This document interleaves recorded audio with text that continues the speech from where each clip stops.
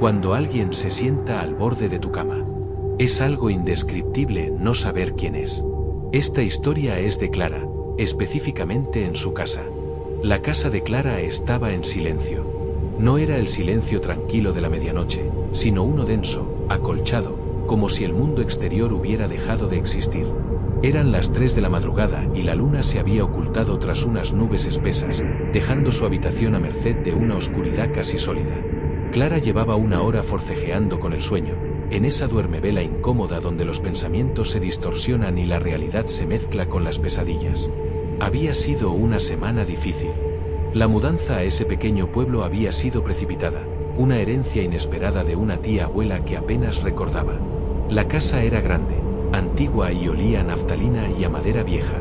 Los agentes inmobiliarios le habían dicho que tenía encanto rural, pero Clara, desde el primer día, sintió que tenía algo más. Una presencia. Una sensación constante de ser observada, especialmente al caer la noche. Esa noche, como las anteriores, había dejado una pequeña luz en el pasillo y la puerta entreabierta, un gesto infantil que la hacía sentir más segura. Se había acostado boca arriba, mirando al techo, contando mentalmente las cosas que debía hacer al día siguiente: pintar la cocina, llamar al fontanero, deshacer esas cajas que aún llenaban el salón. El sueño comenzaba a vencerla cuando un sonido la devolvió por completo a la vigilia. No fue un crujido ni un golpe. Fue un suspiro. Largo, cansado, profundo, justo al lado de su oído izquierdo.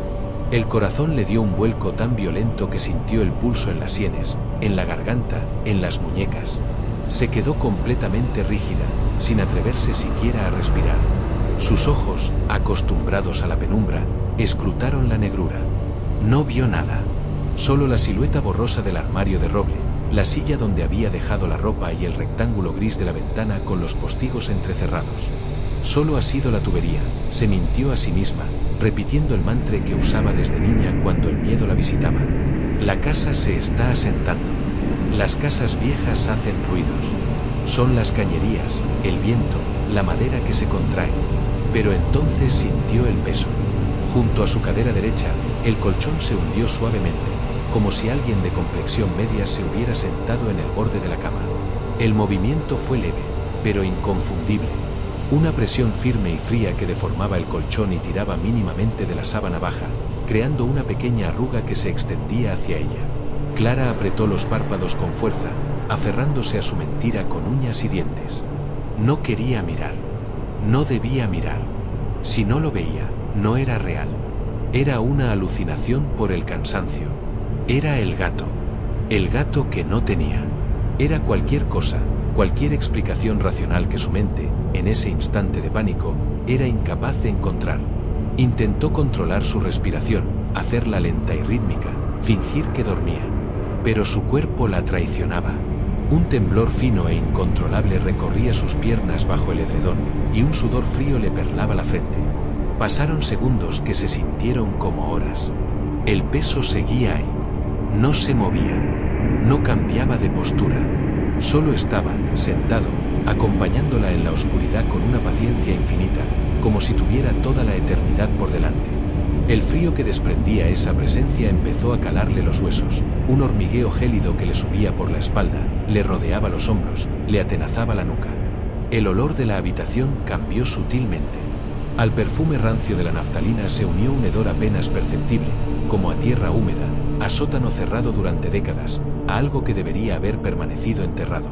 Entonces, Clara lo oyó de nuevo. Esta vez no fue un suspiro. Fue un murmullo.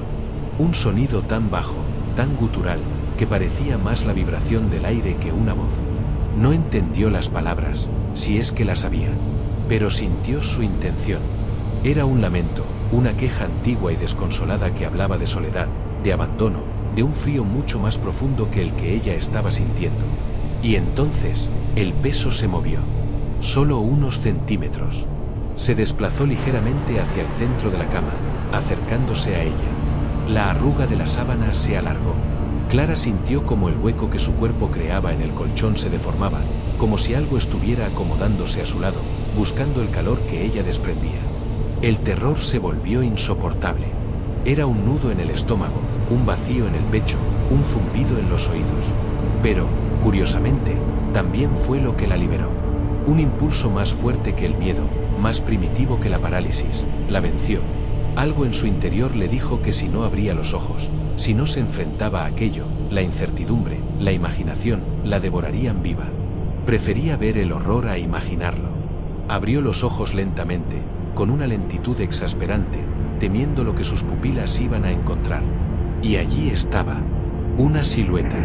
Más negra que la propia noche, más oscura que la tinta, que el carbón, que el fondo de un pozo sin fondo. Una condensación de la oscuridad que adoptaba una forma vagamente humana, sentada en el borde de su cama, ligeramente ladeada hacia ella. No tenía rasgos, ni ojos, ni boca, ni nariz. Solo un perfil recortado contra la negrura del fondo, pero lo suficientemente denso, lo suficientemente sólido como para tapar, para anular, todo lo que había detrás. Parecía estar hecho de la misma sustancia que las sombras, pero concentrada, espesa, casi líquida. Su superficie parecía vibrar levemente, como un espejismo al revés. Clara quiso gritar, pero el aire se le atascó en la garganta como un nudo de alambre de espino.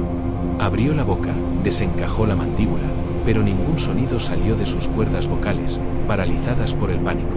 Quiso saltar de la cama y correr hacia la puerta, hacia la luz del pasillo, pero sus músculos no respondían, anclados al colchón por una fuerza invisible. La sombra no se movía. No la miraba. ¿Cómo iba a mirar sin ojos? Pero Clara sentía su atención sobre ella con una claridad aterradora. Un escrutinio pesado, frío, absolutamente consciente. Estaba siendo observada, diseccionada, juzgada por aquella presencia que había surgido de la nada. La sombra estaba, esperando algo de ella. Una respuesta, un movimiento, una palabra. El reloj de la mesilla, un despertador antiguo que había sido de su tía abuela, marcó las 3:07 con un tenue tic, metálico y seco en el silencio absoluto. En ese instante, la sombra inclinó ligeramente la cabeza. Solo un par de grados, un movimiento casi imperceptible, pero devastador por lo humano que resultaba. Como si escuchara algo que Clara no podía oír, o como si hubiera llegado a una conclusión sobre ella. Luego, lentamente, con una parsimonia aterradora que estiraba el tiempo hasta romperlo, levantó un brazo. Un brazo de humo negro y denso se extendió hacia ella, hacia su rostro. Clara sintió como la parálisis se rompía, no por el valor ni por la razón, sino por el puro instinto de supervivencia, ese resorte animal que nos hace apartar la mano del fuego. Giró sobre sí misma con una violencia que no sabía que poseía, cayéndose de la cama por el lado contrario y aterrizando con un golpe sordo en el suelo de madera. El impacto le sacudió todo el cuerpo, pero no sintió dolor. Solo el impulso ciego de seguir moviéndose. Gateó a ciegas por el suelo, tropezó con una zapatilla, arañó la madera buscando un punto de apoyo, y finalmente dio con el pomo de la puerta. Lo agarró, lo giró y tiró de ella con todas sus fuerzas. Al abrirse, la luz del pasillo, esa lucecita cálida y amable que siempre dejaba encendida, la cegó por un instante. Se giró, jadeante, temblando de la cabeza a los pies, con el corazón desbocado amenazando con salírsele del pecho, para mirar a la habitación. La cama estaba vacía. Las sábanas, revueltas y amontonadas por su brusca salida. No había nada. Ninguna sombra, ninguna presencia, ningún visitante.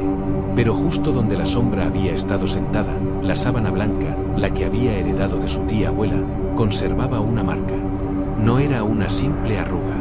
Era una profunda y alargada depresión, un hundimiento perfectamente definido, como si alguien muy pesado, muy sólido, hubiera estado allí sentado durante horas, durante días, durante años. Clara se quedó paralizada en el umbral, observando aquella huella imborrable. Y mientras ella miraba hipnotizada, sin poder apartar la vista, la depresión comenzó a desaparecer. Lentamente, de manera inexorable, las fibras del tejido se fueron reordenando, el hueco se fue alisando por sí solo, borrando ante sus ojos la única prueba física de que no había sido un sueño, de que no había sido producto de su imaginación exaltada. Cuando la sábana quedó completamente lisa, como si nadie la hubiera tocado jamás, Clara supo que no podía quedarse allí ni un minuto más. No volvió a entrar en esa habitación. No recogió sus cosas, no hizo la cama, no apagó la luz. Esa misma noche, con las primeras luces grises del alba, hizo una maleta a toda prisa con lo puesto y se fue. Dejó la casa cerrada, con todas sus pertenencias dentro, con los muebles de su tía abuela, con las cajas sin deshacer. Huyó.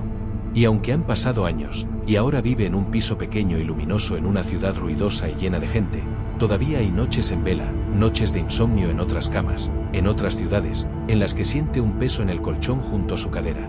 Entonces contiene la respiración, aprieta los ojos con fuerza y reza para que, al abrirlos, no haya nadie. Pero lo peor no es eso. Lo peor es que, a veces, en esas noches, no oye el suspiro. No siente el frío. No ve la sombra. Lo peor es que, a veces, oye un murmullo. Un lamento bajo y antiguo que vibra en el aire y que, con el paso de los años, ha empezado a comprender. Una palabra, solo una, que se repite una y otra vez, esperando una respuesta que ella nunca dará. Su nombre.